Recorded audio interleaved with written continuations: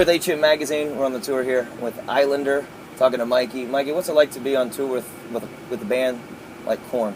It's awesome. They're really good friends of ours, like family. So we just did a tour with POD right before it, and it was kind of like family because we're so close. And then now we're out here with Korn, and that's like family too. So you get to travel with POD, which was that one of your first shows?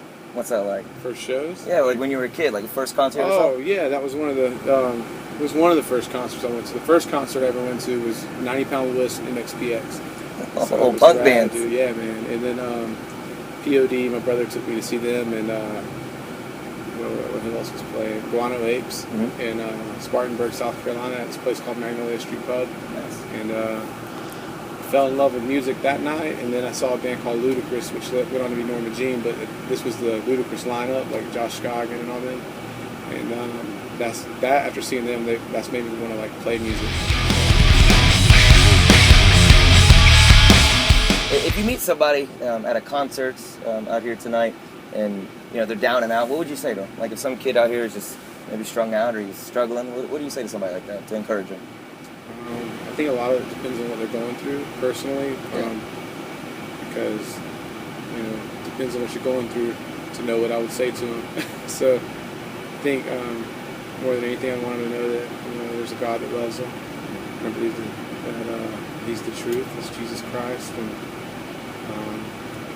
I would pray for them. But I don't think that everybody portrays it correctly all the time. They almost like tell kids like, you accept Christ and you're never going to feel bad again or something. It's like, I know that I felt more depressed than ever being a Christian sometimes, Some people look at it like, well, the devil stole your joy or something. Like, no, dude, I'm a human being and I have chemicals in my brain and we go through things, but I still know where my hope and my joy lie, that's in Christ. So it doesn't, if you're going through, sadness or something or even depression, don't think that it's just, it's because like you're weird or something. You're just normal. Confuse a path of distractions and send them on their way. You go on that stage and you sing. What are your favorite lyrics that you sing every night? So like, there's a song you sing and you sing that hook or that chorus. What's like your favorite lyric that you just get passionate about singing or sharing every night? Man, it's a lot of them. Spit them out. You can scream them if you want. We'll take it. I think. You've been putting hexes on your exes, pretending to know what sex is, while the children are slipping through the cracks of the system. I think that's one of my favorites. It's from a song called Lucky Rabbit. Why'd you write that? It's the idea of like, when I say, you're putting hexes on your exes, it's the idea of you're holding grudges, you're still holding on to all this hate and this bitterness towards somebody, and pretending to know what sex is. So many people think that they know what love is, and they're like, oh man, like let's love one another. Let's have, like just this almost a false peace that they preach. Just like, I don't know, I've done it before or whatever. Like before I knew Christ, I was always like, just want everybody to be happy almost. Like, and sometimes you don't realize that love, pretending to know what sex is. It's like, well, you can't know what sex is unless you know what love is. And I believe God is love, and He created this beautiful thing. So it's just saying you don't know God. No, I got it. I like the DSD. Yeah, and it's saying,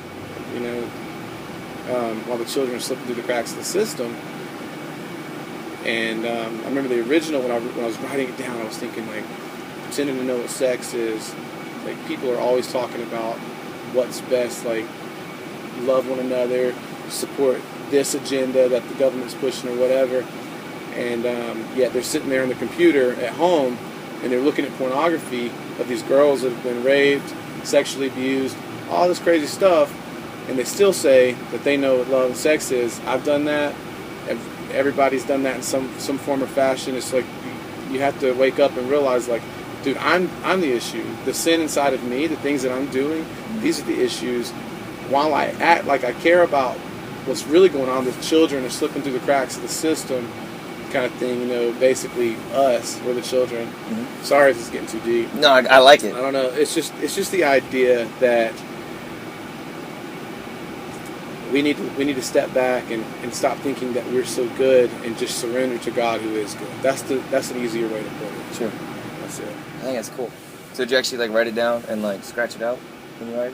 Do you actually write like with a pen and paper or pencil? I try to, because we're on the road all the time Yeah. now, I don't try to carry the pen and paper around. I used to, but now it's more or less just carrying around my phone, and I'll either do like voice memos, Yeah. or I'll do like the notepad on my phone. But I used to sit and actually write them, so I still have some of the old writings and stuff. And when we're in the studio, I usually write them on paper because it makes it more like personal and physical. Yeah. I like that kind of thing. So. Always seize the day. You know it's time for the day. What's your favorite tattoo? Last question. Always like that say. That I have? Yeah. I only have 2. Show 'em. I have this one right here. It's a T. Yeah. It's my wife's initial. It's on my ring finger, Taylor. Yeah. I like that. 'Cause I love my wife. And Amen. then, there's this one right here. It says "Remember the Birds." My wife has one on this arm in like a different font or whatever. It says "Remember the Birds." But when we first got married, we used to always tell each other whether we're going through like financial or emotional issues or whatever. Remember the birds, because in the Bible it says that God takes care of the birds and the flowers, and He loves us so much more than the birds.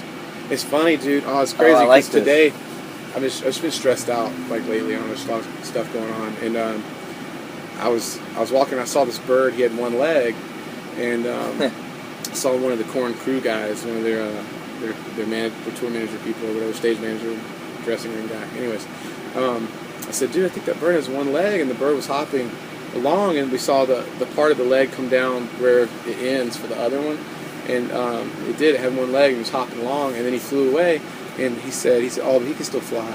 So it's like even little stuff like that. I'm like, but he can still fly, dude. Like that's kind of cool. Never letting go.